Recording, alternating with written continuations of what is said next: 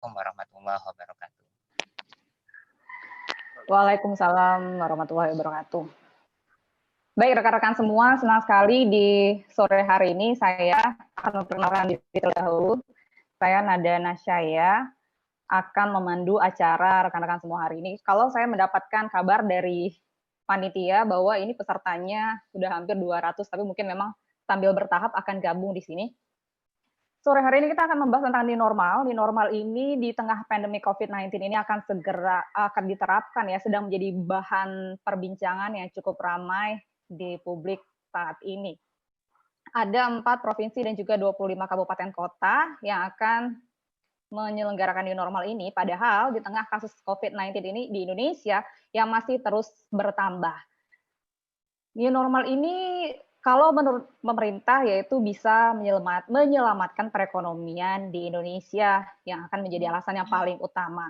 Namun apakah new normal ini bisa diterapkan dengan baik di Indonesia di tengah masih tingginya angka COVID-19 saat ini? Apa dampak kebijakan ini jika tidak sesuai dan tidak hati-hati diterapkan oleh pemerintah? Hal inilah yang akan kita bahas di diskusi kita sore hari ini dengan tema new normal, asa, dan atau petaka.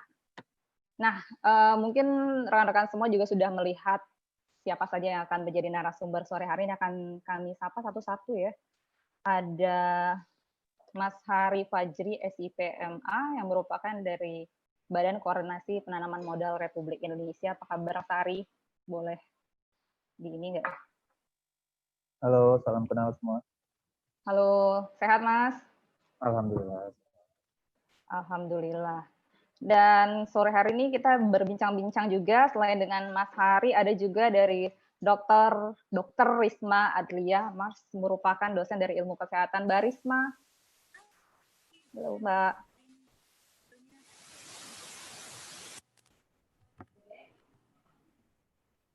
Halo, ini maaf agak kabur-kabur. Halo. Sehat? Alhamdulillah, nggak keluar rumah aku 3 bulan. Kok sama ya? Gitu lah. Kita mendukung untuk pencegahan COVID-19 ini ya. Siap. Mbak Risma merupakan dosen ilmu kesehatan masyarakat Unsri. Beliau bersama dengan kami, rekan-rekan kami juga dosen muda di Unsri Asik. Dan ada rekan saya, Mas Krisna Mukti MA. Mas Kris, yang minggu lalu menjadi moderator. Apa kabar? Sehat. Assalamualaikum. Oh, jadi gantian ya sekarang moderatornya. Jadi nanti minggu depan saya narasumber. Bisa diatur, Mas. Bisa diatur, Pak. Tenang aja, Mbak. Semua bisa diatur. Ada ketua dan komandan. Ada komandan. Salam kenal untuk teman-teman semua. Moga-moga hari ini bisa bagi-bagi ilmu. Sama-sama berbagi sih. Iya, sama-sama berbagi. Mas Kris ini ngomong-ngomong siapa ya? Siapa ya? Saya cuma akademisi aja kok. Saya akademisi dari itu komunikasi Unsri. Oh, akademisi dari Unsri. Oke, dari komunikasi Unsri. Hai Mas Kris, dan juga saya akan menyapa, ini ramai sekali, sini juga ada dosen-dosen muda dari Unsri dan juga dari universitas-universitas lainnya mungkin, atau masyarakat-masyarakat ataupun mahasiswa-mahasiswa dari Unsri ataupun dari mahasiswa yang lainnya. Selamat bergabung, selamat berpartisipasi di acara dialog hari ini. Saya mau ke Mas Hari dulu ya, kita sore hari ini asa atau petaka. Mas Hari, sejauh apa sih ketertarikan ya investasi di tengah pandemi COVID-19 ini? Apalagi ini akan menuju new normal, bagaimana Mas Hari melihat investasi yang dilakukan untuk Indonesia saat ini menuju new normal ini? Itu aja dulu.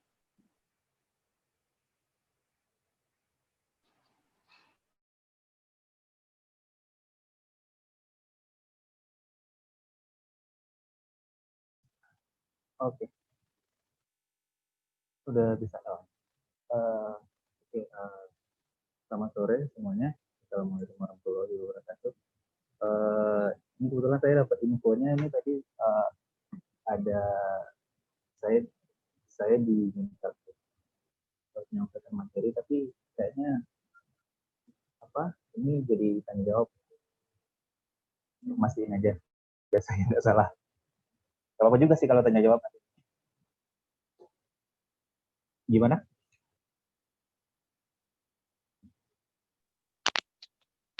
Mas Hari bisa dideketin mic-nya nggak? Agak kecil suaranya.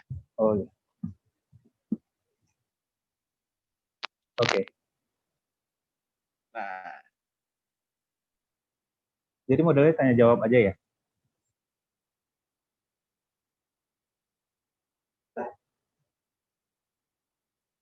Halo, moderator. moderator. Maksudnya kalau tanya jawab saya nggak terlalu panjang-panjang ya. Moderator di unmute dulu tuh. Moderatornya di mute. Oke. Mas Ari boleh kalau misalnya punya materi yang mau disampaikan kepada audiens, kami kasih kesempatan sambil nanti kita diskusi.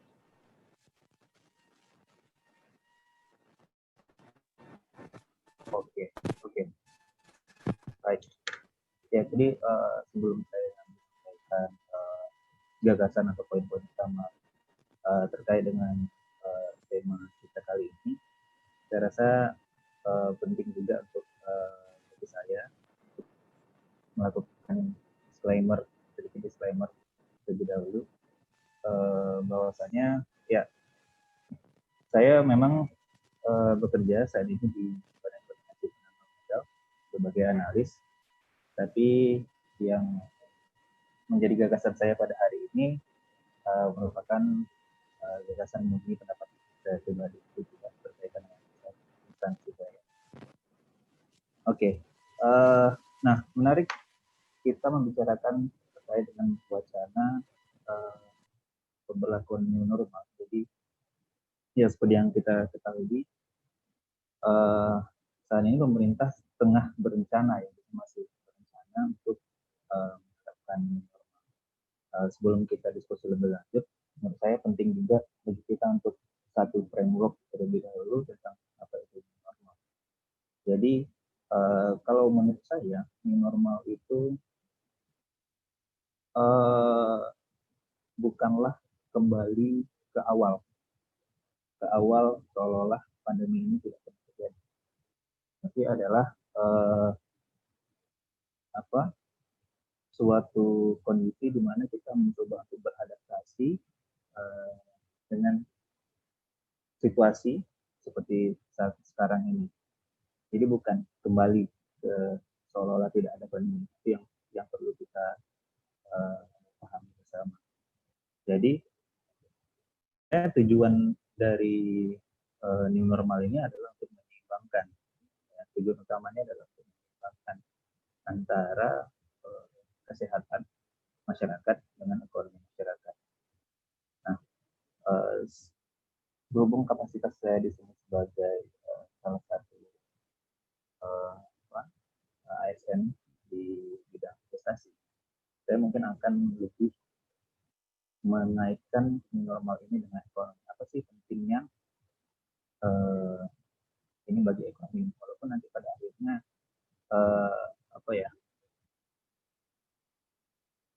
ini bukan new normal ini bukan semata-mata untuk ekonomi, tapi untuk menyeimbangkan antara ekonomi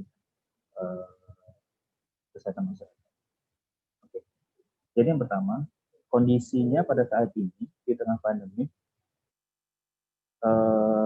IMF memprediksi bahwa pertumbuhan ekonomi Indonesia itu akan anjlok sebesar 0,5% tahun ini. Kalau menurut Menkyu, kita bahkan bisa mencapai 0,3%. Nah, hal ini terutama nanti akan disebabkan oleh tingkat pengangguran yang diperkirakan melejit sampai 7,5%. Nah, baru-baru ini Bappenas mengatakan kalau lebih dari 2 hingga 3,7 juta orang dikenai PHK dan dirumahkan. Itu prediksinya. Dampaknya yang sudah terasa sekarang adalah pertumbuhan ekonomi China pada kuartal 1 2020 itu sudah terkontraksi sekitar minus 6,8. Nah, Indonesia sendiri yang dulu di kuartal sebelumnya itu 4,97, sekarang hanya 2,97. Nah, hal ini berbarengan sebenarnya dengan kondisi realisasi investasi Indonesia pada kuartal 1. Pada kuartal 1 Mas Hari, itu, mohon maaf. iya. Mas Hari, mohon maaf, ini katanya ada peserta yang mengatakan mohon suaranya agak dibesarkan, mic-nya tolong didekatkan. Oh iya. Jadi saya Kurang dekatkan jelas, aja ya. makasih Mas ya. Ya, makasih oke. Mas. Nah, kita sudah melihat dampak dari COVID ini kepada investasi. Jadi pada kuartal 1 2020 itu capaian realisasi investasi kita sebesar 210,7 triliun. Nah, dari target 886 triliun di tahun ini. Karena adanya COVID ini, prediksinya kita hanya akan mencapai 817 triliun. Nah, sementara tenaga kerja yang terserap dari investasi itu adalah sebesar 303.085 orang tenaga kerja lokal. Nah, di sini bisa kita simpulkan bahwasanya investasi itu masih menjadi salah satu faktor terpenting dalam menciptakan lapangan pekerjaan. Nah, sementara kondisinya saat ini adalah untuk teman-teman ketahui saja, jadi saat ini ada lima negara terbesar yang berinvestasi di Indonesia yang bisa kita lihat pada laporan kuartal 1 2020. Yang pertama itu Singapura dengan 40%, Cina 18%, Hong Kong 9%, Jepang 8%, dan Malaysia 7,1%. Nah, kondisinya adalah negara-negara ini merupakan negara-negara yang sangat terdampak pertumbuhan ekonominya akibat pandemi ini. Nah, jadi kita bisa bayangkan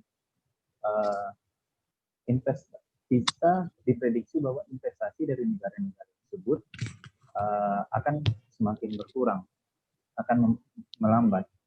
Nah, makanya salah satu strategi dilakukan oleh BKPM saat ini, selain kita tetap menarik investasi dari luar, kita berupaya untuk memfasilitasi perusahaan-perusahaan yang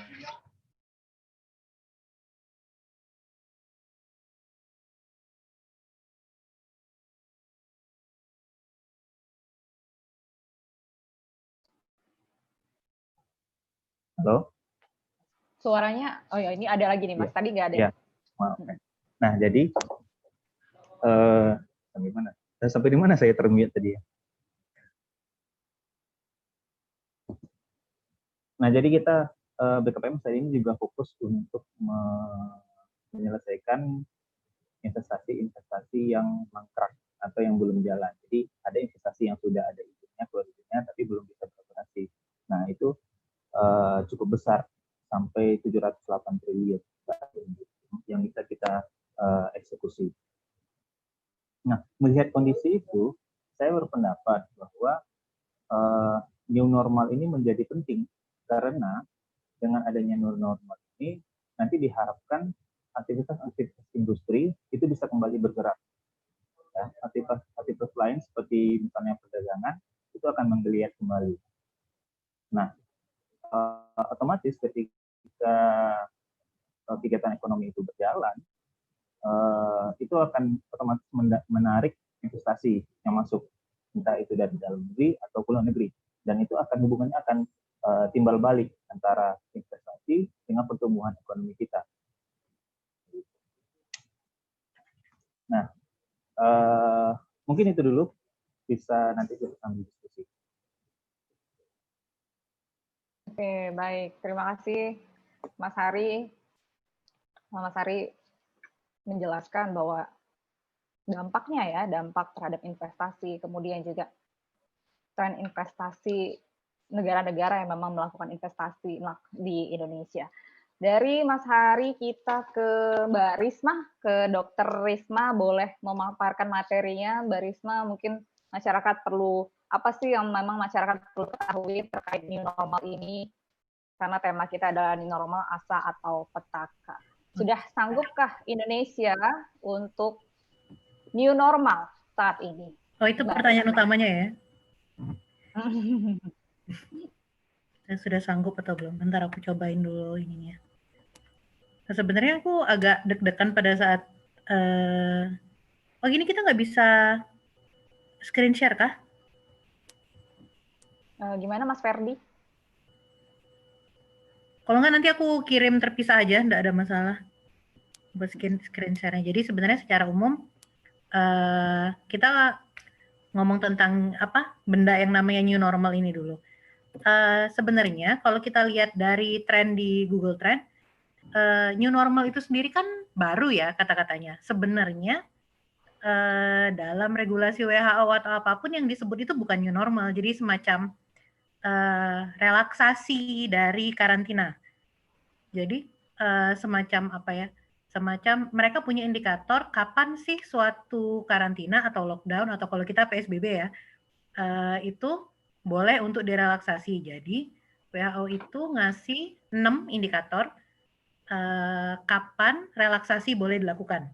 Mungkin karena terminologinya nggak enak kali ya pakai relaksasi gitu kayak istirahat. Jadi muncullah kata-katanya new normal. Yang agak sedikit membingungkan itu adalah pada saat masuk di Indonesia kok stigmanya nggak bagus gitu. Jadi kesannya kayak kita boleh kembali seperti biasa gitu. Pada saat sebenarnya kata-kata new di depannya kan udah jelas.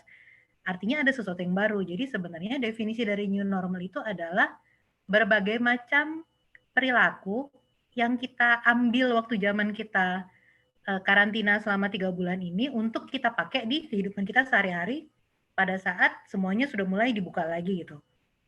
Nah, yang jadi masalah kan pertanyaannya sebenarnya Indonesia udah bisa belum? Gitu kan? Pertanyaannya kayak gitu. Sudah direkomendasikan belum untuk melakukan new normal. Jadi kalau kita ngomongnya pakai teorinya aja ya. Jadi kalau menurut indikator WHO aku sambil baca ini, indikator pertamanya adalah transmission is control. Artinya adalah sudah ada penularannya sudah berhasil dikontrol. Kalau menurut pemerintah kita, mereka mensyaratkan bahwa R harus kurang dari 1. Artinya angka kasus barunya harus lebih rendah dari 1. Artinya 1 orang cuma bisa menularkan ke 1 orang lagi gitu. Jadi nggak ada ceritanya penularan kasus baru itu banyak. Yang jadi masalah kita kan masih banyak ya nambah terus gitu. Kita ambil contoh Sumsel deh. Terutama Sumsel kan sekarang jadi top 5 nih. Gitu. Jadi sebenarnya kalau dalam kriteria nomor 1 kita belum bisa. Mungkin kalaupun kita mau melakukan new normal mungkin beberapa provinsi mungkin karena itu kan yang dilakukan pemerintah beberapa yang sesuai dengan indikator dimasukkan gitu. Yang kedua adalah adanya cukup kapasitas rumah sakit atau puskesmas. Jadi salah satu yang disyaratkan adalah rumah sakit di wilayahnya harus memiliki jumlah tempat tidur yang lebih banyak daripada jumlah pasien positif yang memerlukan perawatannya. Itu common sense aja sih, jangan sampai kekhawatiran pemerintah adalah jangan sampai nanti ada kasusnya masuk ke level yang severe, kasusnya masuk ke level berat, karena kan tidak semua pasien COVID itu bergejala. Kalau OTG-nya 80%, pasien yang bergejala sekitar 20%. 20%-nya pun sebenarnya tidak semuanya perlu masuk rumah sakit gitu. Yang masuk gejala severe biasanya 5-10%. Itu pun biasanya yang umurnya di atas 50 atau dengan penyakit penyerta. Jadi harapannya adalah pada saat nanti new normal, tempat tidur untuk pasiennya kalaupun nanti sakit itu ada. Masalah di Indonesia adalah jumlah rumah sakit kita kan beda-beda nih karena provinsi kita sangat tersebar luas dan jumlah rumah sakitnya berbeda, kualitasnya berbeda, standarnya juga berbeda. Jadi bakal ada kesulitan pada saat nanti misalnya pasiennya kondisinya jelek gitu, butuh ventilator. Sedangkan masalahnya ventilator kan nggak semua rumah sakit punya. Pada saat nanti kita melakukan relaksasi, kalau nanti ternyata penularannya meningkat dan pasiennya membutuhkan venti dan ventilatornya nggak ada, kan nanti jadi masalah berikutnya lagi gitu. Itu sebenarnya itu kenapa masuk dalam indikator nomor 2. Indikator nomor 3 ada meminimalisir risiko, aku gabung sama nomor 5 deh, meminimalisir risiko untuk orang tua dan orang-orang yang rentan, dan meminimalisir risiko dari imported case, jadi maksudnya kayak yang dari luar. Mungkin itu nanti bisa diregulasi dari pemerintah langsung sih, bukan inian kita. Yang nomor 4 mungkin yang kita bisa lakukan bareng-bareng adalah workplace prevention measure. Jadi kayak pada saat nanti kita mulai balik kerja, ini semuanya sekarang lagi work from home kan? Ya mungkin ada sebagian yang kerja kantor. Pada saat kita balik kerja nanti, tindakan preventif apa yang kita lakukan gitu. Jadi apakah misalnya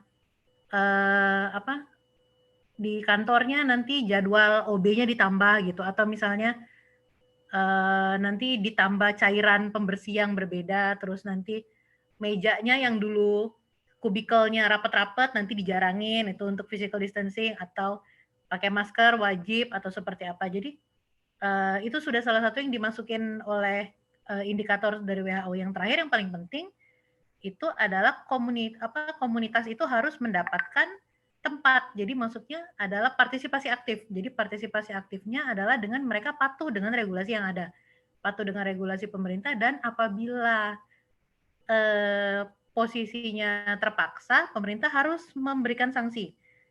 Gitu. Jadi balik lagi, kalau 6 ini bisa dilakukan, katanya WHO boleh melakukan relaksasi gitu. Nah, sekarang kalau ditanya jadi gara-gara itu apakah sebenarnya relaksasi bisa dilakukan, aku balikin nanyanya ke teman-teman sih.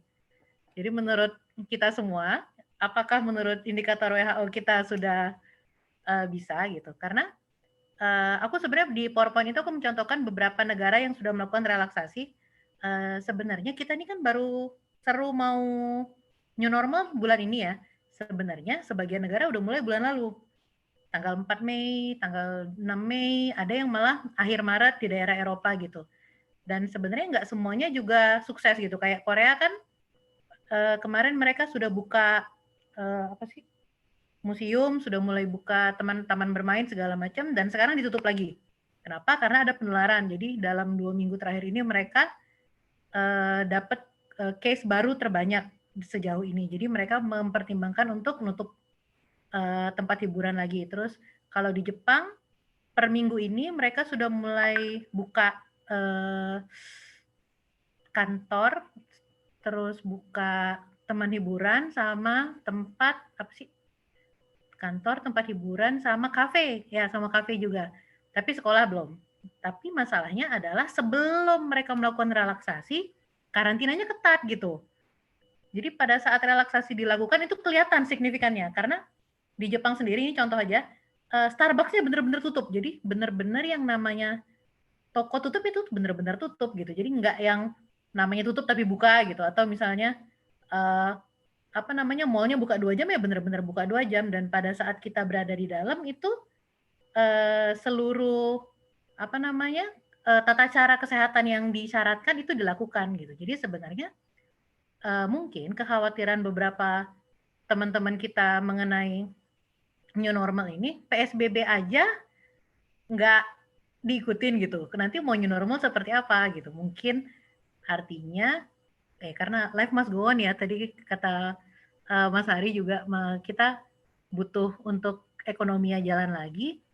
Mungkin artinya harus banyak-banyak edukasi mengenai gimana caranya bekerja atau sekolah atau kuliah dengan baik, tapi minimal gitu risikonya. Mungkin kita mulai sekarang membiasakan, ini new normal juga mungkin, membiasakan pakai tirai plastik di mana-mana, atau kita pergi keluar rumah pakai face shield gitu, nggak apa-apa. Kalau menurut aku sih, ya nggak apa-apa. Toh juga pakai face shield nggak sesek kan, kalau pakai masker kan sesek gitu.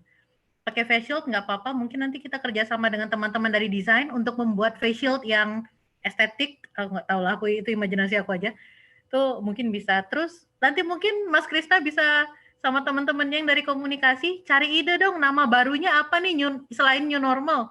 Kayaknya orang konotasinya negatif nih new normal, nanti diganti apa gitu. Kan kalau di Jawa Barat ABK, adaptasi kebiasaan baru ya.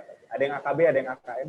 Ya gitu. Jadi mungkin kalau namanya diganti dengan sesuatu yang lebih cantik, mereka lebih lebih support gitu kali ya. Aku nggak ngerti juga sih. Ya mungkin itu aja dulu dari aku.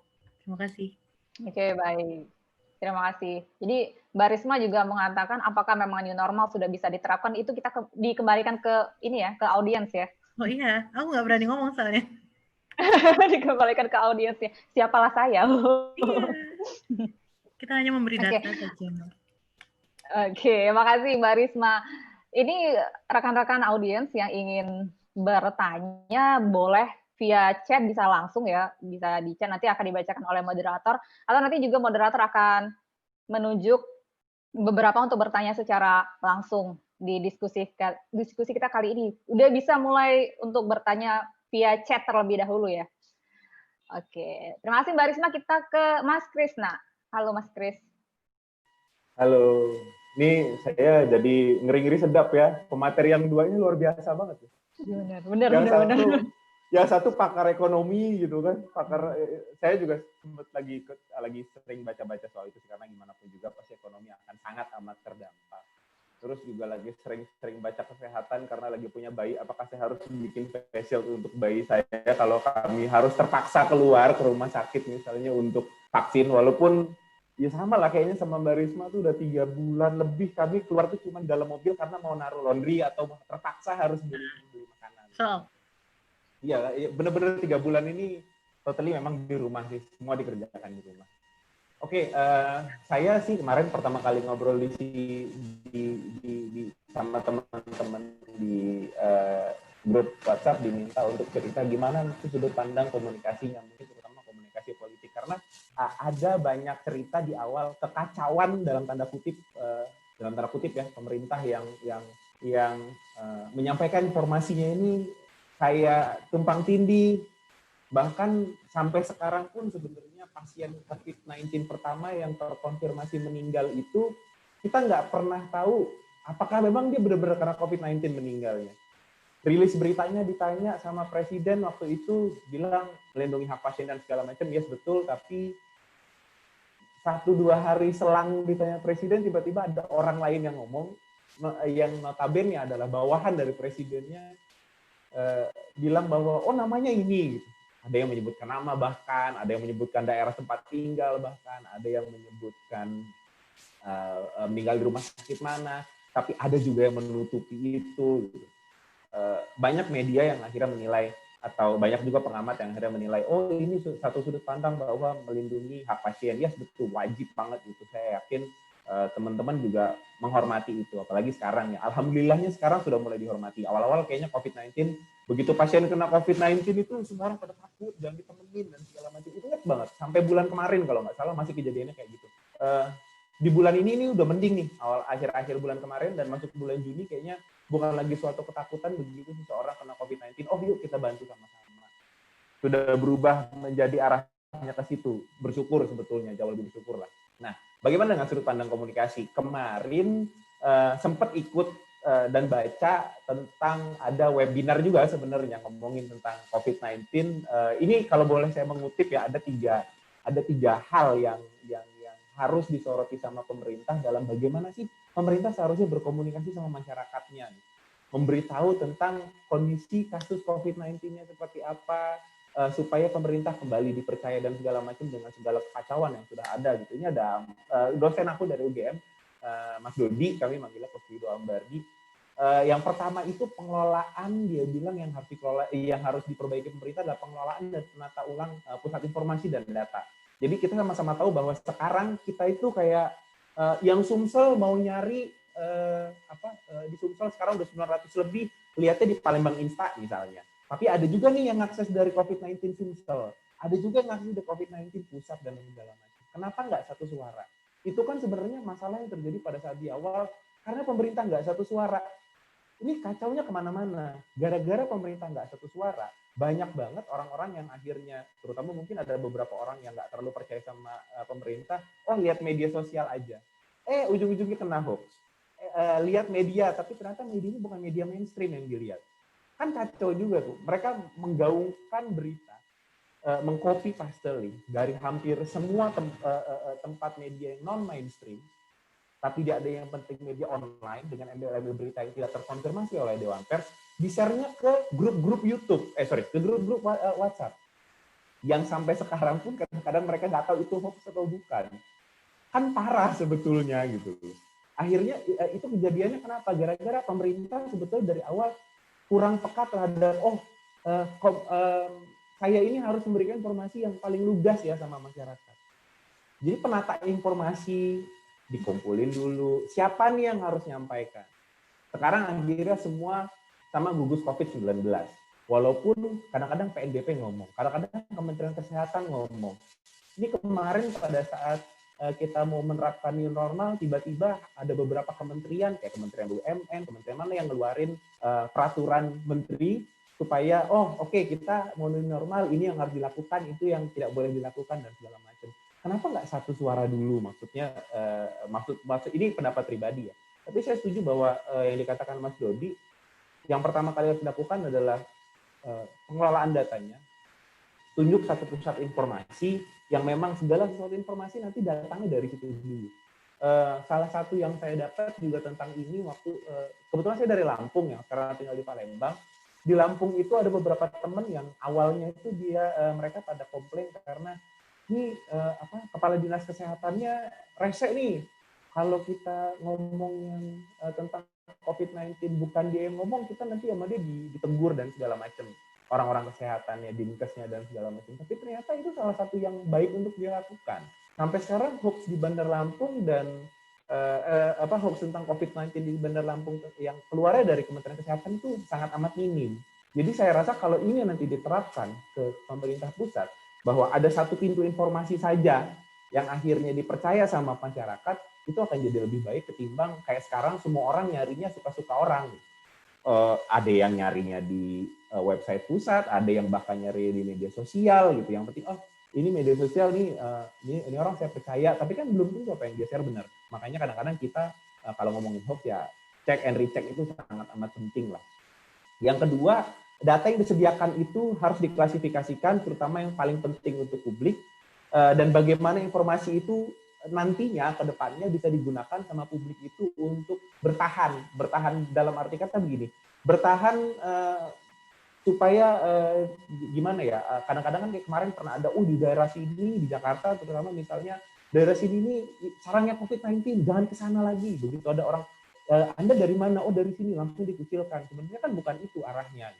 Klasifikasi informasi yang nanti bisa disampaikan sama pemerintah adalah misalnya kayak tadi penggunaan komuter lain yang kalau di Jakarta atau kayak misalnya di Palembang ada LRT dan segala macam, penggunaan fasilitas publik kayak kemarin banyak yang mudik, ya dikasih tahu lah memang jarak duduk, tadi face shield yang bagaimana gitu, bahwa nggak pakai masker ternyata bisa nih pakai face shield, tapi akan lebih baik kalau tetap pakai masker dan juga pakai face shield. Dan kenapa harus seperti itu? Jadinya informasinya jelas, datang dari satu orang, informasi yang dikasih itu diklasifikasikan, ini bagian untuk masyarakat luas, ini bagian untuk Kemenkes, yang Kemenkes nanti bisa sampaikan, dan dari klasifikasi itu akhirnya informasi yang disampaikan itu bukan masalah bocor atau tidak bocor, tapi apa yang disampaikan itu tertata dan masyarakat nggak panik dengar informasi yang didengar. Ini aja masyarakat sampai sekarang udah mulai panik nih. Aduh, Palembang naik terus. Kayaknya sampai berpikir, apakah kita harus mulai pindah dari Palembang selama COVID-19 karena semua juga dikerjakan di rumah. Kita cari daerah yang jauh dari COVID-19 misalnya. Tapi ternyata juga kan itu sudah jadi jalan keluar untuk saya setelah saya pikirkan. Makanya akhirnya klasifikasi informasi mana yang harus disampaikan ke siapa itu jadi penting. Yang terakhir, pengolahan data menjadi informasi dan berlanjut sebagai narasi. Maksudnya gini, banyak banget informasi, kalau kayak kemarin itu saya lihat ada beberapa di Instagram, followersnya memberikan saran kepada buzzer atau kepada akun Instagram yang mainstream misalkan katakanlah untuk pakai formatnya dari Jawa Timur misalnya, atau dari Sumatera mana, atau dari Sulawesi mana nih kalau mau informasi ini tuh modelnya begini, biar lebih jelas bahwa ODP-nya sekian, OTG, PDP-nya sekian, yang positif berapa, yang meninggal berapa. Karena pertama kali di Sumsel cuma ada yang positif berapa, yang meninggal berapa, padahal kita pengen tahu PDP-nya berapa, klasternya bagaimana. Kalau itu dari awal pemerintah sudah menyediakan data yang lengkap, artinya misalnya begitu kita klik peta yang ada di website COVID-19, begitu kita klik PDP, ODP, dan itu nggak cuma bisa dibaca sama orang statistik, tapi juga bisa dibaca sama masyarakat awam, informasinya bisa sampai dengan lebih cepat. Kita sebagai masyarakat awam yang punya self-awareness yang tinggi dan tidak punya self-awareness yang tinggi bisa paham bahwa, oh iya ya, ini loh yang harus saya lakukan. Karena sekarang yang harus diedukasi ini kan, kalau punya self awareness yang tinggi, tidak perlu lagi diedukasi, tapi begitu orang-orang yang tidak punya self awareness yang tinggi, yang sekarang saya kalau kemarin barusan keluar naruh laundry, habis itu langsung pulang, di panjang jalan itu masih ada orang yang merokok di atas motor, masih ada orang yang bawa orang anaknya sama istrinya pulang dari pasar, bapaknya pakai masker, anaknya nggak pakai, bukankah anaknya jadi lebih rentan ketimbang bapaknya? Itu kan orang-orang yang tidak punya self awareness yang tinggi, kan mereka yang harus diedukasi. Bagaimana mengedukasi mereka apabila pesan, narasi yang disampaikan ini terlalu tinggi bahasanya, tidak merakyat. Mungkin kalau misalnya salah satu yang organisasi juga yang saya ikuti, ada beberapa yang akhirnya campaign-nya adalah menggunakan bahasa daerah. Jadi untuk perwil di sini pakai bahasa daerah Palembang, yang ini pakai bahasa daerah apa supaya jangan mudik, pakai masker, stay at home dan sebagainya. Jadi mungkin itu tiga hal yang patut disoroti dalam kasus komunikasi ya kalau menurut saya. Nanti kalau misalnya masalah komunikasi dan segala macam mungkin bisa kita obrolin juga karena kepemimpinan yang sekarang ini lagi banyak diuji coba kayaknya, terutama pada saat pandemi ini, karena ini uji coba yang panjang dari segala sisi. Dari sisi di sini aja yang ada 3 nih, dari sisi komunikasi, kesehatan, Mbak Risma sama Mas Haris Fajri itu tadi udah curhat bahwa ada yang dari sisi kesehatan yang nggak bisa pulang selama 8 jam sehari, bahkan dia kadang-kadang nggak pulang ke rumah, harus stay di mana karena susternya langsung ketemu sama pasien. Ada pelaku ekonomi yang mulai stres gara-gara nggak ada pemasukan selama 3 bulan. Barusan juga ada baca berita maskapai penerbangan Indonesia mulai gelisah karena 3 bulan tidak ada penerbangan. Nah mungkin nanti ke depannya itu juga bisa jadi bahan diskusi supaya pertemuan hari ini lebih banyak diskusinya. Terima kasih dari saya itu, saya kembalikan dulu kepada Mas Reza. Baik, terima kasih Mas Krisna. Menarik sih ya, Mas Krisna bicara dari segi komunikasi risiko juga bisa masuk ya, komunikasi politiknya juga apa sih yang memang perlu dan penting sekali untuk disosialisasikan kepada masyarakat. Jadi yang paling penting itu kan adalah masyarakat mendapatkan informasi yang memang real dan juga tepat gitu ya, bukan hoax atau bukan yang memang tidak mendidik bagi masyarakat dan menyebabkan keresahan bagi masyarakat itu sendiri. Saya buka sesi pertanyaan untuk beberapa rekan-rekan yang mungkin ingin bertanya langsung kepada ketiga narasumber ini. Bisa langsung menyalakan video dan juga mic-nya. Tapi sebelumnya kita mulai menjawab, ada beberapa yang sudah bertanya di chat. Ini dari Kak Aan, Opriadi, apa kabar Kak Aan? Kapan kami 100%? Sabar. Sabar ya. Sabar. Menanti. Ini bertanya dulu ya. Ya. Apa yang paling penting? Atau langsung aja nanya, langsung aja Kak Aan ya, daripada kita chat-chat, enak melihat muka Kak Aan langsung nih. Oh, ini udah kelihatan. Baik, boleh ya? Boleh. Silakan Kak. Oh, baik. Terima kasih. Assalamualaikum warahmatullahi wabarakatuh. Waalaikumsalam warahmatullahi wabarakatuh. Terima kasih ini rekan-rekan yang tergabung di apa tadi, linguistik Digiskop strategi ya, baik. Terima kasih ya sudah memfasilitasi ini, dan memang yang diskusi seperti ini harus disering-seringkan gitu ya. Nanti dibuat isu global, kemudian nanti dipreteli isu-isu itu yang sehingga nanti bisa langsung kita bisa langsung eksekusi seperti itu. Walaupun sedikit, ya, kita bisa langsung mengeksekusi apa yang kita sarankan itu, sehingga tidak saya lihat sekarang ini kasihan juga dengan pemerintah sebenarnya, kasihan mereka tuh sangat terlihat sekali sekarang sebagaimana disampaikan oleh Mas Krisna ya, pemerintah kita terlihat tidak satu suara, komunikasinya amburadul. Jadi memang komunikasinya harus dibangun ulang sehingga nanti, apalagi sekarang di ruang publik kita sudah sangat dipenuhi oleh informasi hoax, wabil khusus di media-media sosial ya. Itu kita nggak tahu lagi mana yang benar mana yang salah. Mau dilihat dari sudut pandang ekonomi, di sudut pandang kesehatan, komunikasi juga sudah amburadul di situ. Maka perlu nanti melalui diskusi-diskusi seperti ini, paling tidak sedikit-sedikit bisa kita rekomendasikan melalui corong-corong yang tepat, sehingga nanti suara kita ini dapat difasilitasi sehingga kita bisa sumbangsi untuk untuk paling kecil untuk Provinsi Sumatera Selatan, untuk Kota Palembang. Ya, syukur-syukur bisa untuk Indonesia. Baik, ini untuk ketiga narasumber. Ini masyarakat kita, ini kami sebagai masyarakat juga sekarang bingung ya. Sebenarnya ini maunya seperti apa kita ini ke depan ini. Kita mau memajukan ekonomi atau kesehatan? Nanti ekonominya maju tapi kesehatan yang beradul, apa artinya kan? Kemudian atau sebaliknya, kesehatannya bagus, kemudian ekonominya yang rusak.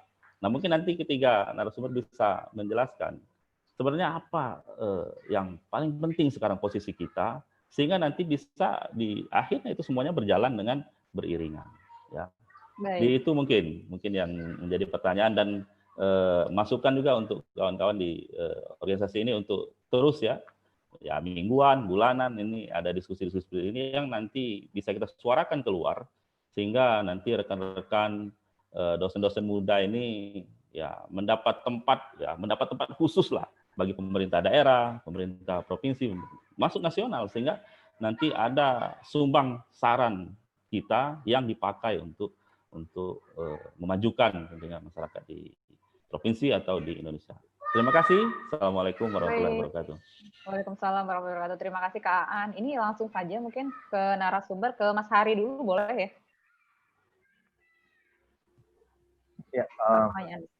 Ya, makasih.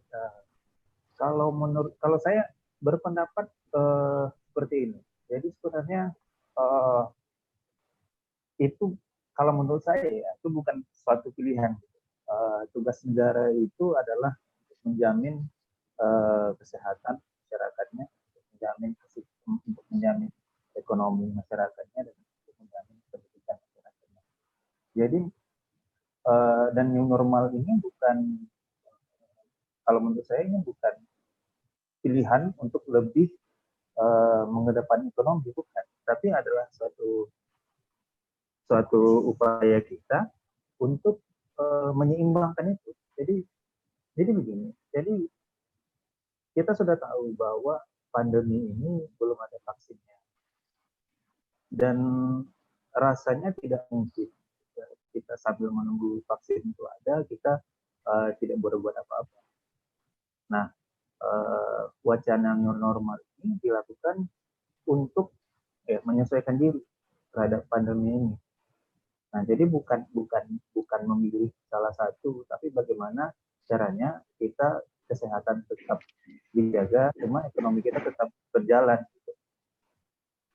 Mungkin seperti itu.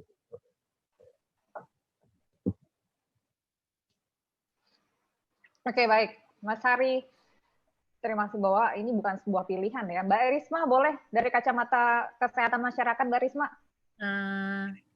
Mana ya? Sebenarnya kalau dibilang yang mana yang harus diutamakan, kalau aku pakainya misalnya ya, kalau misalnya semua orang mengikuti protokol kesehatan yang tepat, risiko penularan tuh bisa hampir nol. Beneran. Jadi pada saat kita pakai masker, kalau dua-duanya pakai masker, itu kalau pakai masker kain itu 75-90% risiko penularannya. Bisa dicegah. Jadi sebenarnya kalaupun kita kembali bekerja, kembali aktivitas normal, dengan menggunakan protokol kesehatan, itu sebenarnya definisi new normal. Kembali kegiatan sehari-hari dengan membawa perilaku positif yang kita dapatkan dalam pelajaran terkait coronavirus ini. Jadi ekonominya jalan seperti biasa dan kesehatan kita terjaga gitu. Jadi kalaupun memang ada beberapa orang yang akhirnya kena, misalnya karena mereka juga usianya sudah di atas 50 atau misalnya ada penyakit penyerta, kan cenderung lebih sulit. Atau memang kalau terpaparnya sangat banyak dengan orang, misalnya dia kerja di tempat yang sangat padat dan tidak bisa, sudah usaha untuk menjaga kesehatan dan tetap harus sakit gitu. Kan itu nggak banyak orangnya. Dan pada saat orang yang sakit tidak banyak, fasilitas kesehatan bisa melayani dengan lebih optimal. Jadi gitu loh, dengan kita nggak sakit, kita memberi peluang untuk orang-orang yang nantinya bakal sakit untuk mendapat pelayanan lebih baik. Sebenarnya jadi ya balik lagi, mau nggak pakai masker? Oke lah kalau misalnya Mas tadi kayak aku bilang nggak mau pakai masker karena takut sesek, face shield deh. Ada yang lucu gitu. yang penting penularannya minimal. Nah, sekarang adalah gimana caranya kita meminta masyarakat untuk mau ngerjain itu. Karena yang sebenarnya harus dikoreksi banyak sekali ini adalah garda terdepan bukan dokter. Dokter itu garda terakhir. Dokter di rumah sakit itu adalah orang terakhir yang harus pasang badan, karena pada saat dokter-dokternya sakit dan mereka harus isolasi 2 minggu rumah sakit tutup, terus siapa yang bakal jagain itu rumah sakitnya? Jadi memang garda terdepan adalah masyarakat. Pada saat masyarakat mau bareng-bareng untuk mengikuti protokol kesehatan yang benar, pakai masker, pakai face shield, menjaga jarak 1-2 meter, risiko penularan bisa hampir nol. Jadi pada saat risiko penularannya hampir nol, ekonomi bisa berjalan seperti biasa. Jadi jawaban dari buat Pak An tadi, bisa Pak dua-duanya sebenarnya. Asal mau aja pakai masker. Yang penting protokolnya terhadap ini ya. Dia bisa berdampingan. Mas Kris, mau menambahkan Mas? Saya menambahkannya dari sudut pandang bagaimana pemerintah harus memberitahu tentang konsep new normal ya. Karena buat saya ini pendapat pribadi sebetulnya, bahwa yang miss adalah pemerintah bilang new normal, tapi dari awal pemerintah tidak memberikan definisi secara jelas apa itu new normal dan bagaimana cara melaksanakannya. Karena sebenarnya new normal ini konsep baru di dunia, bukan cuma di Indonesia gitu. Mungkin seharusnya mendingan mereka pakai konsep PSBB, AKM atau AKB itu tadi gitu. Mungkin akan jadi lebih baik seperti itu, biar nggak bikin orang rancu. Gitu. Sekarang kan orang lebih banyak rancu bahwa new normal, orang berpikir oke di new normal saya sudah boleh keluar lagi dari rumah, boleh main lagi mall. Mas Kris suaranya hilang. Ya. Nah, tambah hilang. Nggak ada. Coba. Oke.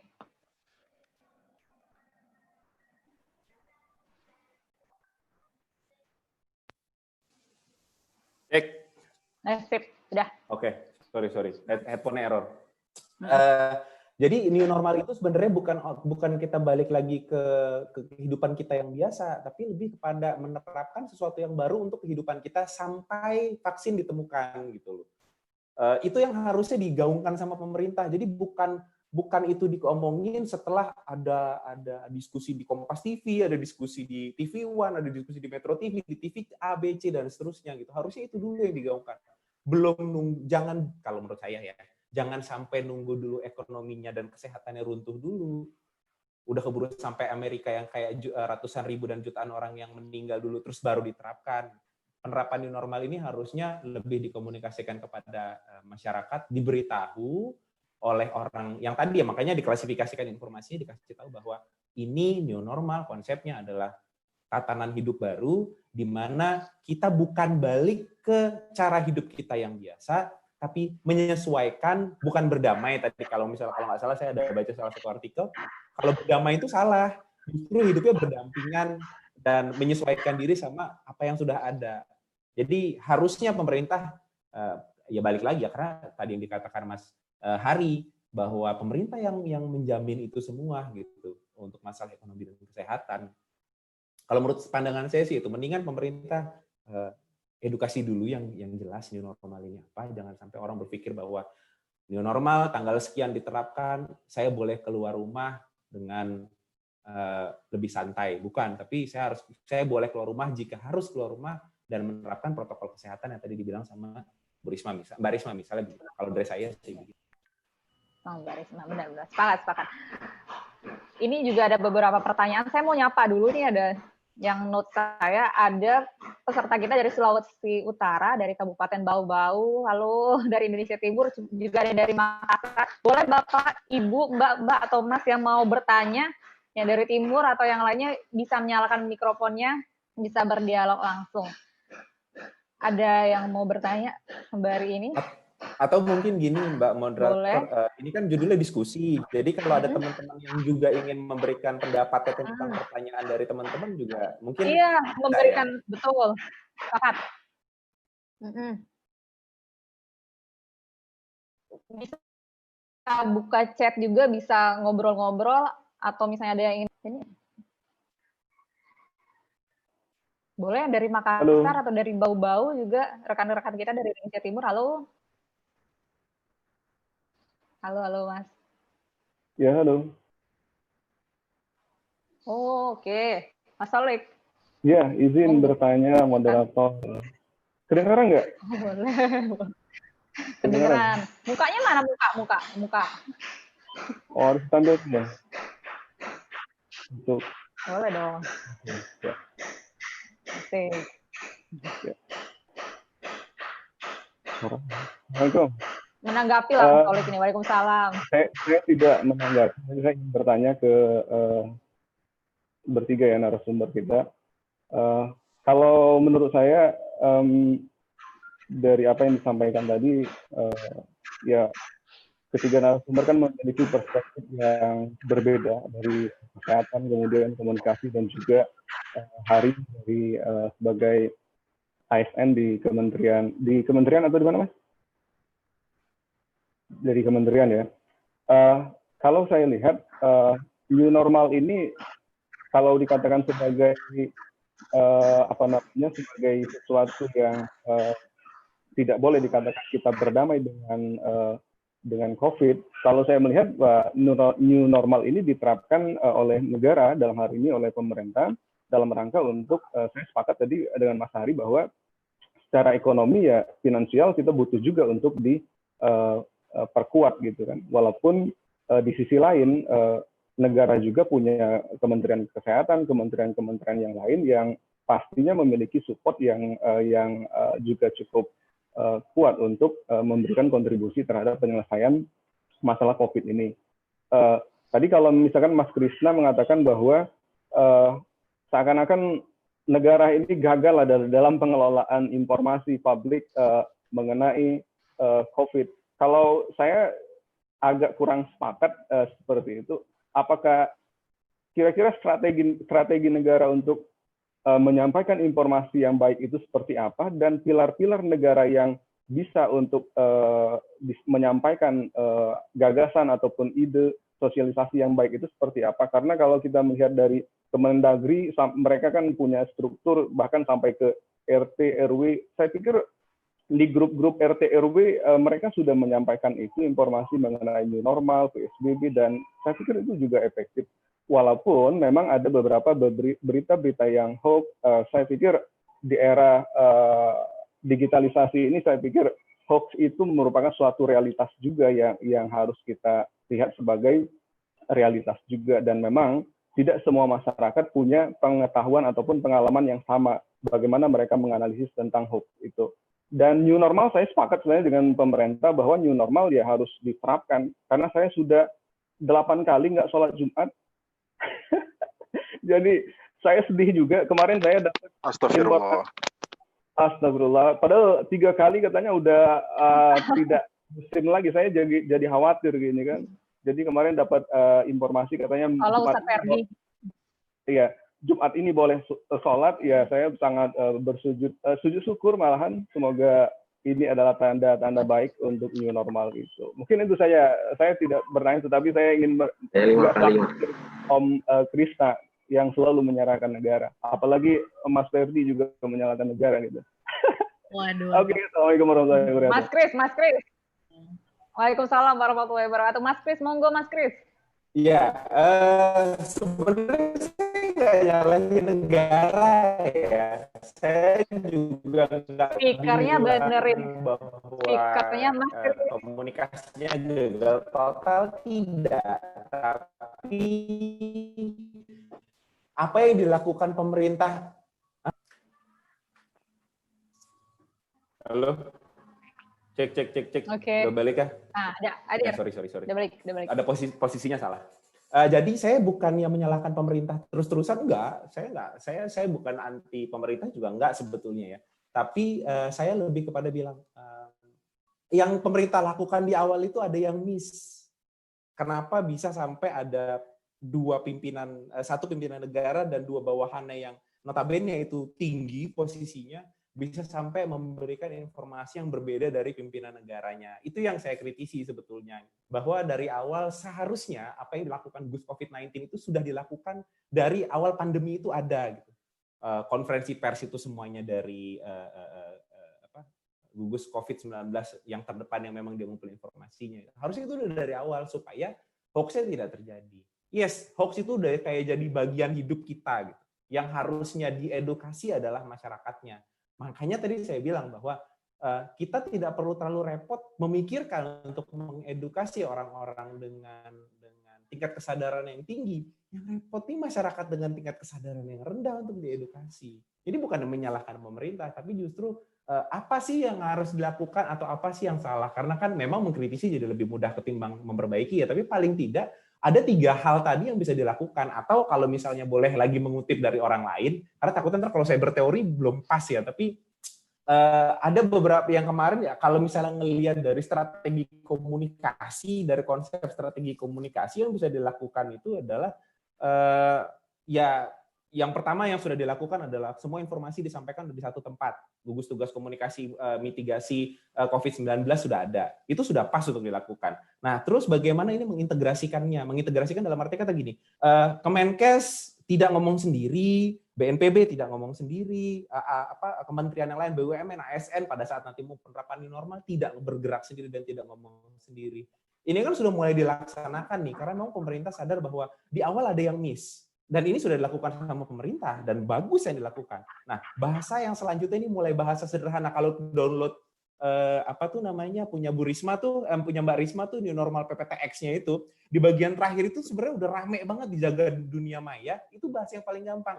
Boleh new normal, boleh keluar tempat, tapi ada kelengkapan yang harus dibawa, harus bawa masker, harus bawa ini dan segala macam. Bahasanya harus lebih mudah, kampanyenya yang intensif dan ekstensif tentang pencegahan virus. Kalau boleh mencontohkan, Upin Ipin aja bikin COVID-19 di penghujung acaranya itu pasti ada itu. Itu kan sesuatu yang bagus sih menurut saya ya. Jadi pendekatan dari Upin Ipin, Indonesia mungkin patut mencontoh hal itu. Dan yang terakhir kalau menurut saya yang paling harus diterapkan adalah sanksi yang tegas. Jadi begitu nggak keluar dari rumah nggak pakai face shield atau nggak pakai masker ya dikasih sanksi lah. Beneran ada gitu loh sanksinya dan memang diterapkan. Kayaknya itu deh yang diperlukan. Bukan hanya mengkritisi pemerintah sih kalau menurut pendapat. Ya, kita sebagai, kalau saya pribadi menganggap diri saya sebagai akademisi sih. Dan salah satu yang ingin saya lakukan untuk membantu pemerintah adalah pada saat ada sesuatu hal yang miss dilakukan pemerintah. Oh, kayaknya pemerintah bagusnya begini deh gitu. Dan yang bisa saya lakukan sebagai akademisi adalah ngomong di forum diskusi atau membuat tulisan. Menurut saya sih seperti itu. Terima kasih. Terima kasih juga Mas Solik. Terima kasih. Sama-sama Mas Krisna. Ini aku ikut nambahin nggak apa-apa kali ya buat Mas Soliknya. Boleh. Oke. Jadi sebenarnya saya sangat mengerti memang ada sedikit kendala dalam komunikasi kita pada saat pemerintah menjelaskan mengenai angka-angka. Yang perlu kita sama-sama mengerti adalah untuk menegakkan diagnosis COVID-19 kan pemeriksaannya kalau kita sebutnya gold standar. Jadi harus pemeriksaan itu untuk menegakkan diagnosis itu adalah dengan menggunakan PCR.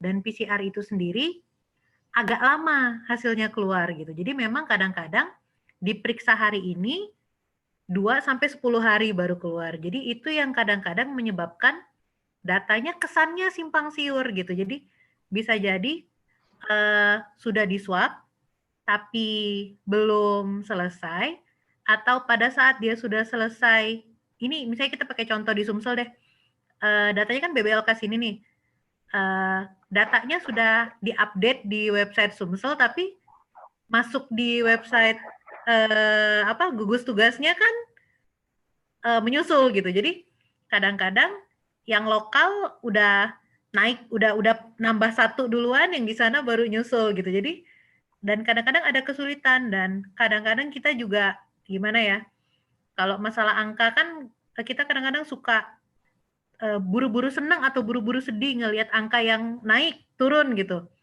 Pada saat kenyataan di lapangannya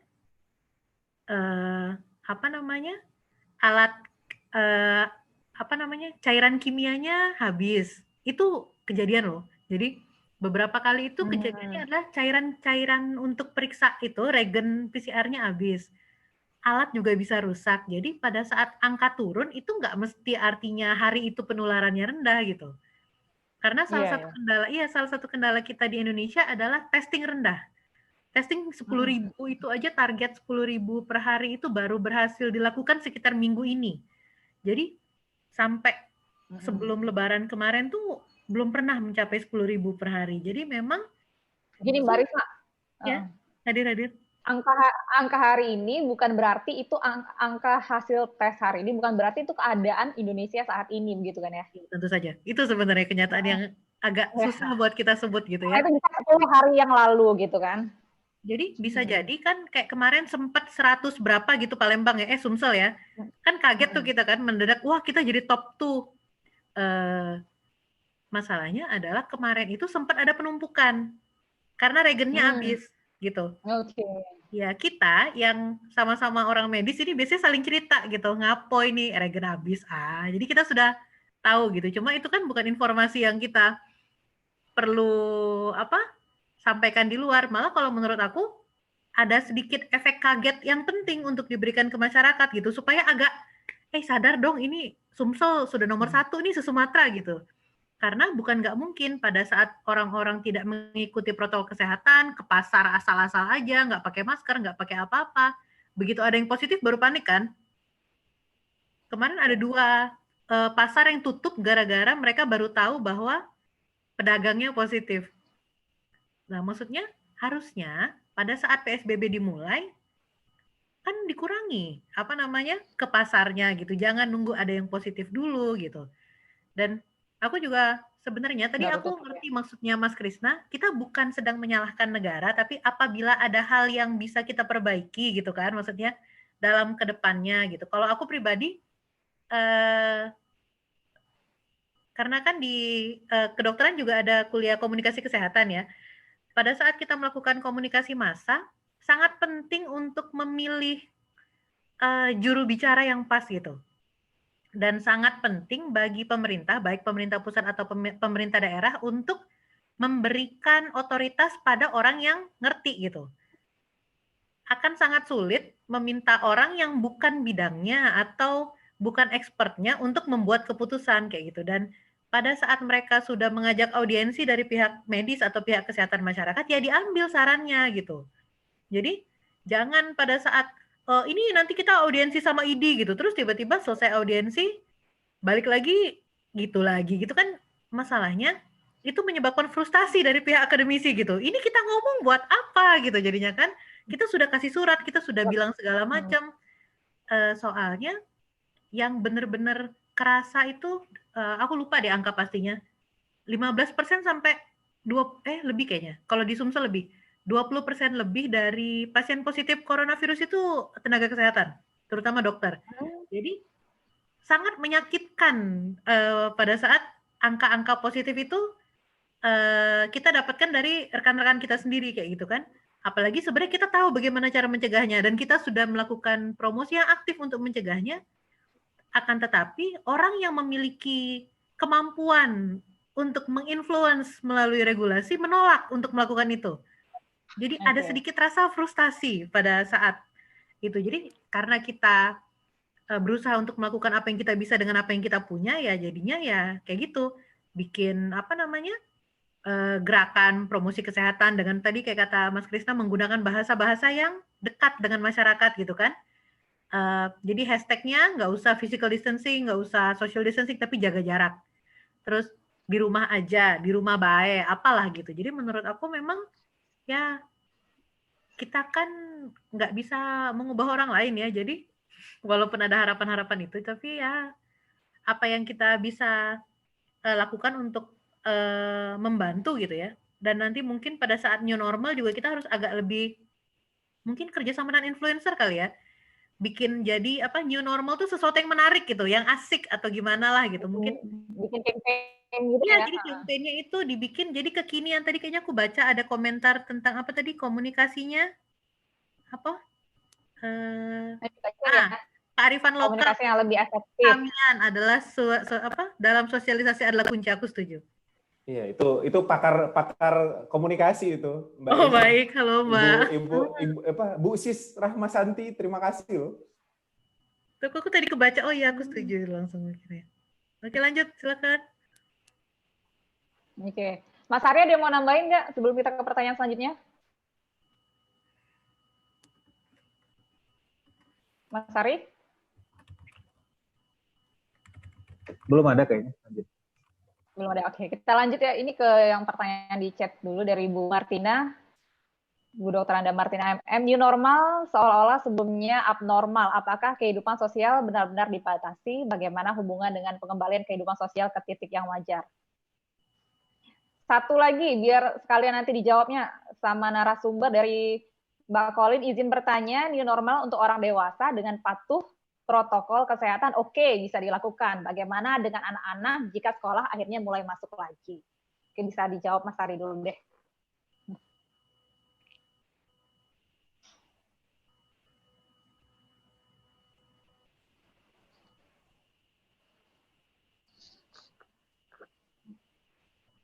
Mas Ari? Iya. Gimana? Oke. Maaf. Oh iya, saya bacain lagi. Iya. Tadi dari Ibu Martina ada di chat tadi, mungkin bisa juga dibaca.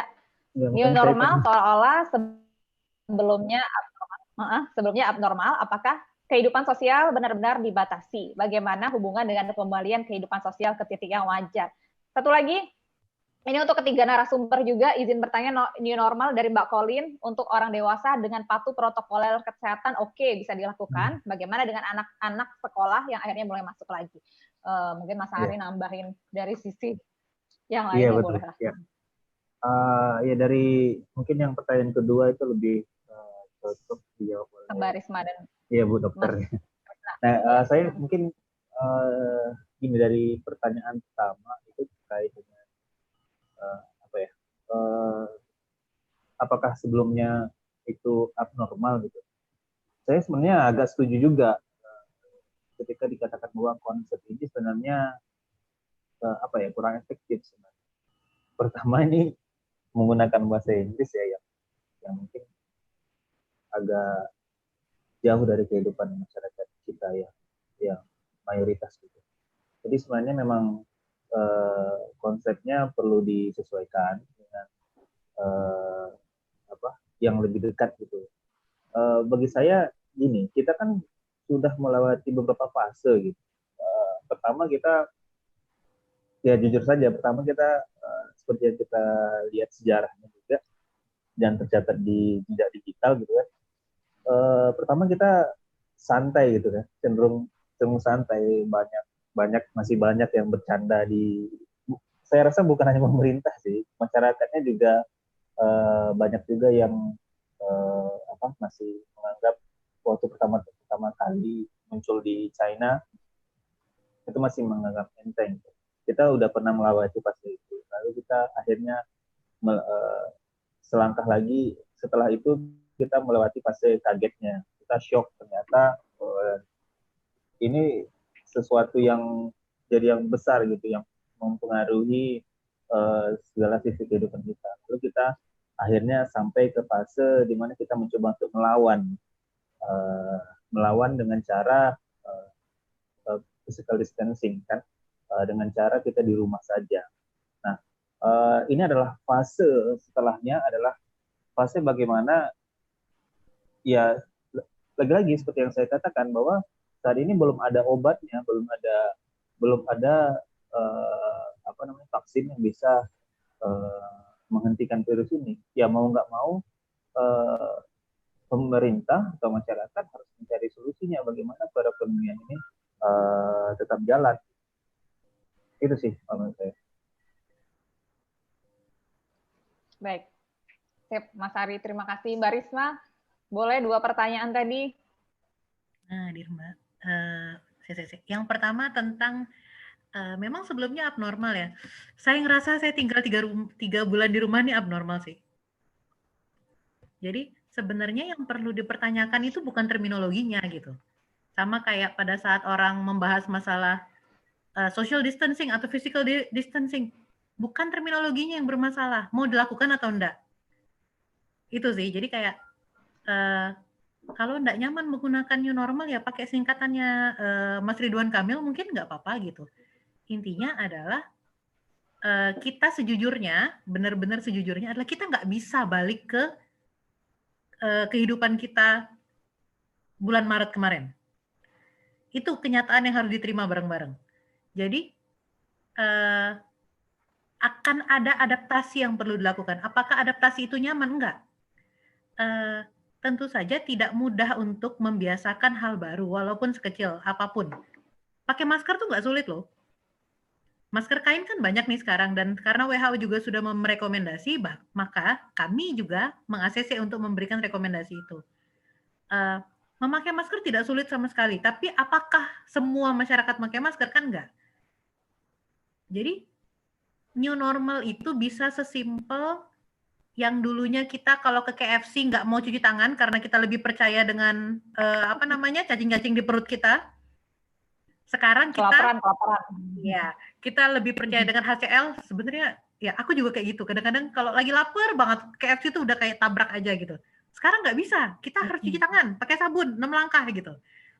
Sesimpel itu loh new normal itu sebenarnya. Jadi bukan sesuatu yang perlu dipertentangkan kalau menurut aku pribadi ya gitu. Jadi kalaupun memang ada hal baru yang positif yang kita bisa dapatkan setelah ini dan bisa mengamankan diri kita dan keluarga kita dari penyakit, ya harusnya enggak ada masalah gitu. Dan terkait COVID ini sendiri, aku ngerti ada kesan bahwa memang kita menggampangkan itu beberapa bulan yang lalu. Yang jadi masalah adalah pada saat itu si COVID ini informasinya kan belum lengkap. Kita nggak tahu yang lagi kita lawan ini apa bendanya gitu.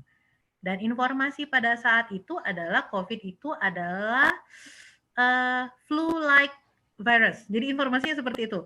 Virus yang seperti flu dengan gejala yang seperti pneumonia. Dan memang secara esensi infeksi virus itu bisa sembuh menggunakan daya tahan tubuh kita sendiri. Yang kita nggak tahu pada saat itu adalah ternyata gejala sedang dan gejala beratnya itu lebih berat dari influenza biasa. Jadi sebenarnya salah satu kesulitan kita terkait komunikasi masalah gejala, komunikasi tentang mitigasi segala macam adalah karena ini benda baru gitu. Jadi setiap hari peneliti itu kejar-kejaran dengan waktu untuk mencari tahu. Jadi yang satu mencari tahu ini benda strukturnya apa sih, terus ini benda nempelnya di mana sih. Jadi pada saat kita sekarang kurang lebih sudah bisa mengimajinasikan COVID-19 ini 50% gitu. Kita udah tahu dia lewatnya droplet. Kemarin sempat ada gonjang-ganjing masalah aerosol. Sejujurnya, saya pribadi bakal sangat takut kalau benar-benar aerosol. Karena pada saat aerosol, itu kita udah nggak bisa ngapa-ngapain. Aerosol itu artinya udara bebas saja. Jadi kita nggak ngapa-ngapain, kita pakai masker juga tetap kena, ya namanya aerosol gitu kan. Ternyata itu bukan aerosol. Aku bersyukur sekali, tetap droplet. Jadi memang informasi-informasi evidence based, jadi informasi-informasi ilmiah yang kita dapatkan dan gimana cara kita mendapatkan informasi yang baik itu kita melihat dari jurnal gitu. Masalahnya kita tidak mungkin mengharapkan orang awam untuk baca jurnal kan. Itu makanya menurut Mas Krisna kita harus memberi informasi yang baik dengan bahasa yang mudah dicerna gitu. Makanya sekarang mungkin aku lihat beberapa orang sudah mulai membuat visualisasi abstrak. Jadi artikel-artikel itu dibikin visualisasinya dengan bahasa yang enak. Jadi orang ngerti gitu. Jadi terus dirangkum ini benda apa COVID-19 ini gitu. Jadi kita lebih tahu bendanya seperti apa dan kita jadi lebih tahu gimana kita mencegahnya. Sejujurnya ini informasinya juga aku kadang-kadang suka bingung kalau kita memberitahu fakta utama bahwa 80% dari COVID-19 itu tidak bergejala. Jadi artinya kita bisa biasa aja. Kata-kata itu kan kalau disalahartikan bisa menyebabkan orang mengesankan dirinya bahwa ya udah artinya aku keluar aja kena COVID pun aku nggak bakal kenapa-kenapa, gitu kan? Itu yang paling aku takut setiap kali aku mengatakan kata-kata itu. Yang jadi masalah dari 80% kita punya 20%. 20% orang yang bergejala itu bisa kena gejala ringan, sedang, atau berat. 5%-nya itu gejalanya bisa berat, yang menyebabkan meninggal. Jadi apakah kita mau merisikokan diri kita menjadi OTG 80% yang bisa menyebabkan 5% orang meninggal? Menurut aku pribadi sih, aku secara mental tidak sanggup untuk merisikokan diri untuk menjadi orang yang membunuh orang 5% gitu. Tapi kan kita nggak bisa ngontrol pikiran orang ya gitu. Jadi mungkin untuk sekarang ya pakai masker lah. Aduh gimana sih aku berusaha. Anak-anak gimana? Mbak Risma, anak-anak gimana nih untuk pertanyaan dari Mbak Colin? Oh ini aku mungkin ngasih contoh beberapa negara kayak di Eropa mereka sudah mulai buka sekolah kan. Jadi mereka buka sekolah. Jadi sistemnya mirip dengan sistem yang kita lihat di di stasiun atau ini, kursinya dicabut setengahnya. Terus bahkan mereka playgroundnya juga ditandain gitu. Jadi kayak sekitar wilayah ini cuma boleh 4 orang anak main gitu. Wilayah ini cuma boleh 4 orang yang main. Terus mereka disiapin kayak tempat cuci tangan yang berderet.